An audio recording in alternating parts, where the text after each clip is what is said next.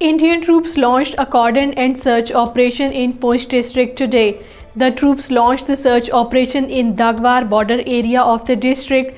The caso was going on till last reports came in. President of Jammu and Kashmir National Conference Farooq Abdullah has said that better relations with neighboring countries are imperative for peace and prosperity, and peace can never be established in India without improving relations with Pakistan. Farooq Abdullah, in his address emphasizing on the improvement of relations with Pakistan, said peace in India is not possible without it.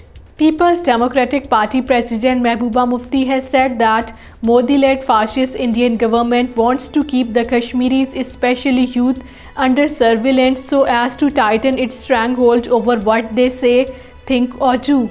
Mehbooba Mufti was responding about the Modi regime's proposal to create unique IDs for families in the occupied Kashmir. She maintained that while the Indian government has no answer to China's actions on the border, it was taking away the land allotted on lease to the people in the occupied Kashmir.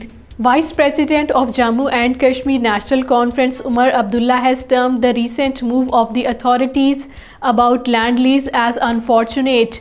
Umar Abdullah, speaking to media in Srinagar, said the authorities want to settle outsiders on the assets. The move is very unfortunate. He also said that he will repeal the draconian Public Safety Act if their party comes to power in the territory.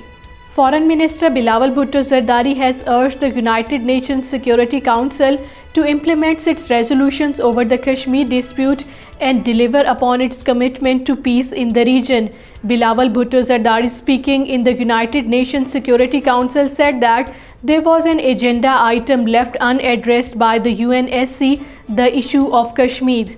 Abdul Basid, a former Pakistani diplomat, has said that when Financial Action Task Force will blacklist India for funding the Lahore blast on 23 June 2021. According to Kashmir Media Service, Abdul Basid, who also served as the former High Commissioner of Pakistan to India, in a tweet said that the Lahore blast had occurred in 2021, but no actions has so far been taken against India for funding the blast.